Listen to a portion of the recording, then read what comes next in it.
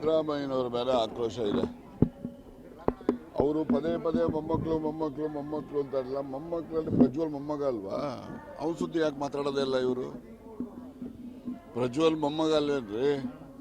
ಒಂದು ಮೊಮ್ಮಗ ಇದ್ಮೇಲೆ ಅವನ ಸುದ್ದಿನ ಹೇಳಿ ಬರೀ ನಿಖಿಲು ನಿಖಿಲು ನಿಖಿಲು ಅಂತಾರಲ್ಲ, ಪ್ರಜ್ವಲ್ ಪ್ರಜ್ವಲ್ ಅಂತ ಯಾಕೆ ಹೇಳ್ಬಾರ್ದು ಅಲ್ವಾ?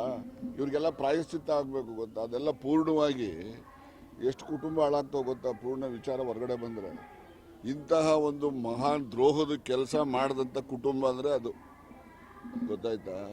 ಸಮಾಜದ ಸ್ವಾಸ್ಥ್ಯವನ್ನು ಹಾಳು ಮಾಡ್ತಕ್ಕಂಥ ರೀತಿಯಲ್ಲಿ ನಡವಳಿಕೆ ಏನಾದ್ರು ಆಗಿದೆ ಅಂದರೆ ಆ ಕುಟುಂಬದಲ್ಲೇ ಗೊತ್ತಾಗೋದಿಲ್ಲ. ಈಗ ಏನೋ ಕುಮಾರಸ್ವಾಮಿ ಪಾಪ ಮಗನಿಗೆ ನಿಲ್ಲಿಸ್ಬೇಕು, ಗೆಲ್ಲಿಸ್ಕೋಬೇಕು, ಅವ್ರ ಆಸಕ್ತಿ ಇದೆ, ಮಾಡ್ಕೊಳ್ಳಿ. ನಾನು ಅದ್ರಲ್ಲಿ ತಪ್ಪು ಅಂತ ನಾನು ಹೇಳೋದಿಲ್ಲ.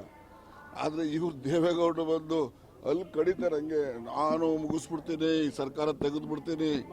ಏನು 160 136 ಜನ MLA ಗಳಿದಾರಲ್ಲ, ಏನು MLA ಇವರ ಬಾಂಡೆಡ್ ಲೇಬರ್ಸ್ ಇವ್ರ ಹತ್ರ?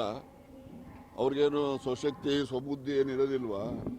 ಇವರು ಪ್ರಜಾಪ್ರಭುತ್ವಕ್ಕೆ ದೇವೇಗೌಡರು ಹೇಳ್ತಕ್ಕಂಥದ್ದು, ಅವರು ಹಿರಿಯರಿದ್ದಾರೆ, ಅವರ ಹಿರಿತನಕ್ಕೆ ಗೌರವ ಬರುವ ರೀತಿಯಲ್ಲಿ ಅವ್ರ ಮಾತುಗಳು ಇರಬೇಕು ಅನ್ನೋದು ನಮ್ಮ ನಿರೀಕ್ಷೆ.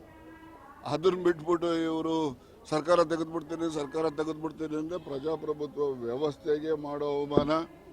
ಏನು ಪ್ರಜಾಪ್ರಭುತ್ವ ವ್ಯವಸ್ಥೆಯನ್ನು ಸ್ಥಾಪನೆ ಮಾಡಲಿಕ್ಕೆ ಏನು ಅಂಬೇಡ್ಕರ್ ಅವರು ಬರೆದಂಥ ಸಂವಿಧಾನಕ್ಕೆ ಮಾಡ್ತಕ್ಕಂಥ ಅವಮಾನ ಇದು.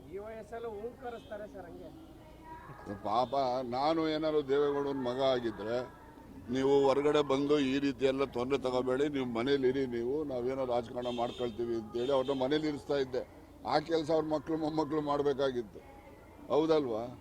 ಅವ್ರನ್ನ ಪಾಪ ಅವ್ರಿಗೆ ವಯಸ್ಸಾಗಿದೆ, ಅವ್ರಿಗೆ ಆದಂಥ ಆರೋಗ್ಯದ ಸಮಸ್ಯೆ ಇದೆ, ಅವ್ರನ್ನ ಕರ್ಕೊಂಬಂದು ಬೀದಿನಲ್ಲಿ ಪಾಪ ಅವ್ರಿಗೆ ಹಿಂಸೆ ಕೊಡೋದಲ್ವ ಅದು?